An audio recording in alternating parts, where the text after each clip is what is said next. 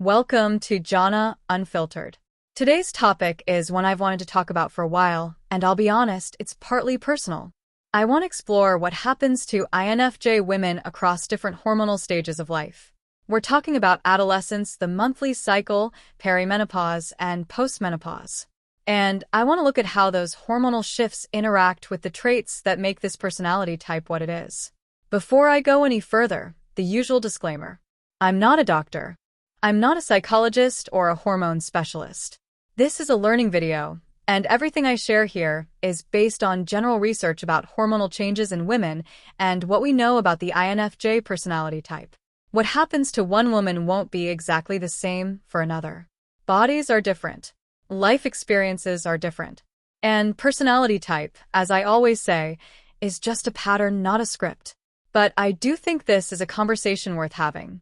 Because if you're someone who already feels things deeply, who absorbs emotional energy from your environment, who processes the world through an extremely sensitive internal filter, then hormonal shifts are not a small thing. They can amplify everything that's already there.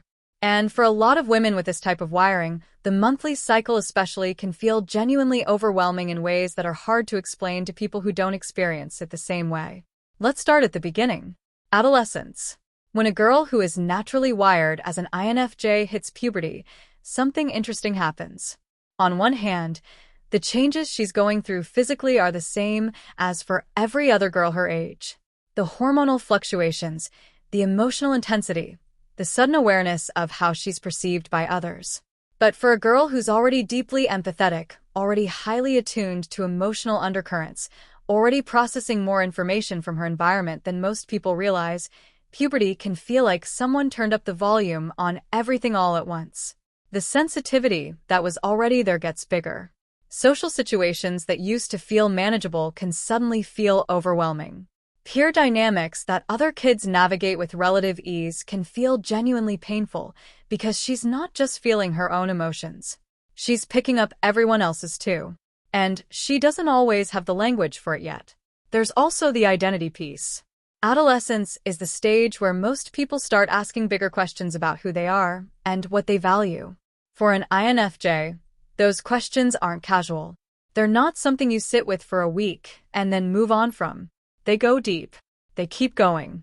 And sometimes that depth, in a social environment where most of her peers are more focused on surface-level belonging, creates a specific kind of loneliness that's hard to shake.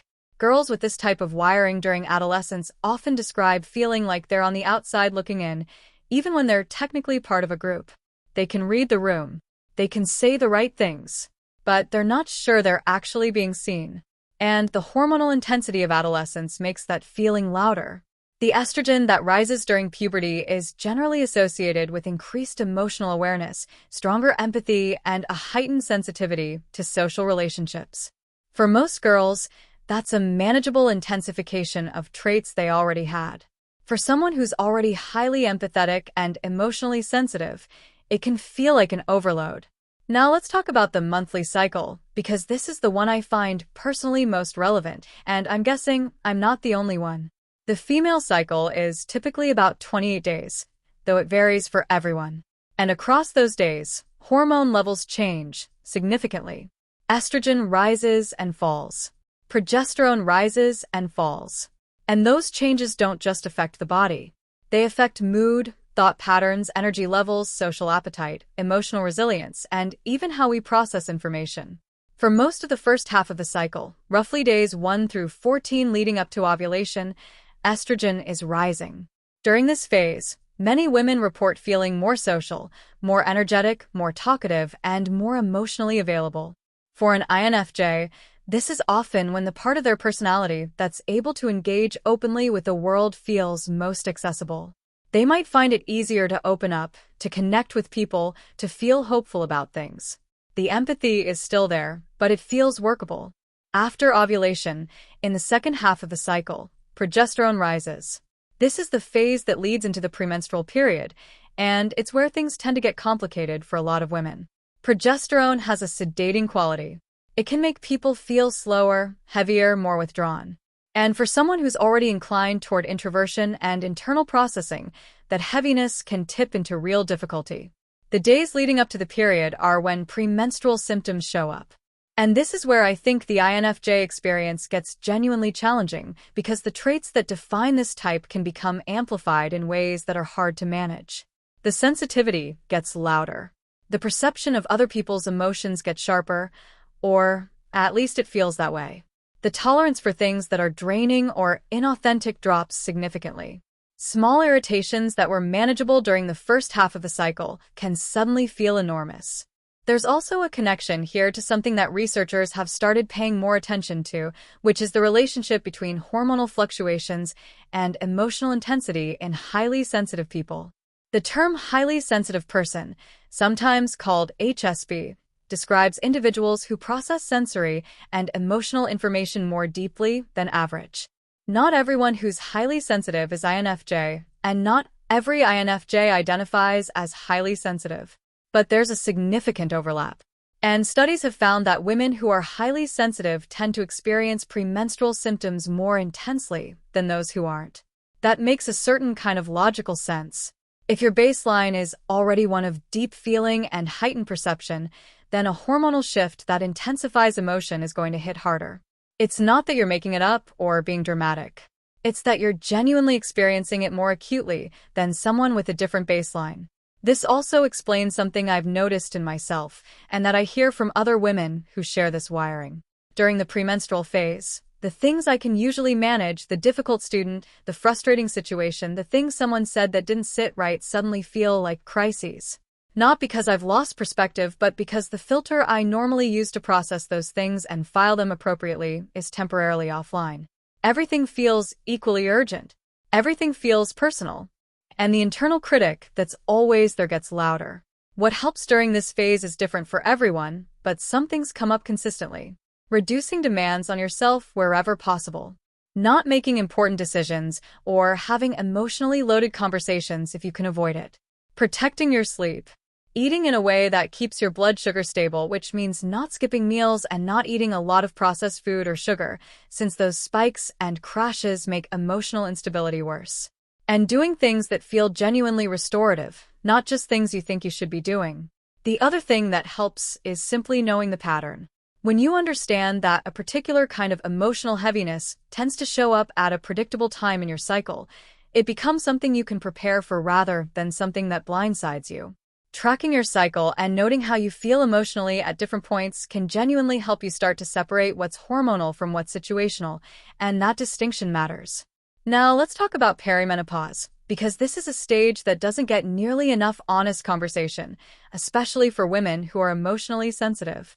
Perimenopause is the transitional period that leads up to menopause. It can start anywhere from the late 30s to the mid-40s for most women, though it varies. During this time, hormone levels, particularly estrogen, become less predictable. They don't rise and fall in the regular cycle the way they did before. Instead, they fluctuate erratically, which means the emotional and physical effects also become unpredictable. For an INFJ, this unpredictability is its own kind of challenge, because this type doesn't handle uncertainty easily. They like to understand what's happening. They like to know what to expect. And perimenopause, by its nature, doesn't give you that. You might have a week where you feel completely fine, followed by a few days that feel like the worst premenstrual phase you've ever had, followed by something in between. The pattern that you've spent years learning to recognize stops being reliable. Common perimenopause experiences include increased anxiety, mood shifts that feel disproportionate to what's actually happening, increased sensitivity to stress, difficulty sleeping, and a heightened awareness of your own emotional state. For someone who's already deeply introspective and emotionally aware, all of those things can make the internal landscape feel very noisy. There's also something that many women going through perimenopause describe that I think resonates specifically with this personality type. A shift in what feels tolerable. Relationships, situations, environments, and patterns that they were able to manage or push through before suddenly feel genuinely unbearable. It's as if the hormonal changes are forcing a kind of honesty about what's actually working in their lives and what isn't. That's a difficult process. But it's also potentially a useful one if you have the support and the self-awareness to work with it rather than against it. Postmenopause begins after a woman has gone 12 months without a period, at which point estrogen levels settle at a lower, more stable baseline. For many women, this phase brings a certain kind of relief. The monthly emotional cycle is gone. The unpredictability of perimenopause is over. There's a steadiness to how they feel that wasn't there before. For INFJs specifically, postmenopause can bring a kind of clarity. The sensitivity doesn't disappear. The depth of feeling doesn't go away. But without the hormonal amplification of the monthly cycle and the chaos of perimenopause, those traits can feel more manageable. Some women describe feeling more settled in themselves, more certain about what they value, less affected by what other people think, less likely to sacrifice their own needs for the sake of keeping the peace. That last part is significant, because one of the lifelong challenges for this personality type is the tendency to absorb too much from others, to give too much, to set aside their own needs in favor of managing everyone else's. And postmenopause, for some women, comes with a shift in that balance. Not because they stop caring, but because the hormonal drivers that made emotional caretaking feel urgent have settled down, and there's more space to just be themselves without the constant noise. I want to be honest that this doesn't play out the same way for everyone. Some women find postmenopause more difficult, particularly if they haven't had support through the transition, or if there are other health factors at play. But the general picture that a lot of women describe of coming into themselves more fully in this phase of life is one I find genuinely hopeful. One more thing I want to mention because I think it connects everything we've talked about today. For a personality type that's defined by deep feeling and heightened sensitivity, hormonal health isn't a side topic. It's central to how you function and how you experience your own inner world. And that means paying attention to it matters. Not in a way that's anxious or hypervigilant, but in a way that's informed and kind toward yourself. Knowing your cycle, noticing patterns, not punishing yourself for feeling things intensely during certain phases. Understanding that the emotional storm you're in during the premenstrual phase is real and temporary. All of that is genuinely useful, and it's worth taking seriously. Before I close, I'd love to hear from you. If you're an INFJ woman, or if you're someone who identifies as highly sensitive, have you noticed that hormonal changes hit you differently than they seem to for other people? And have you found anything that actually helps during the more difficult phases?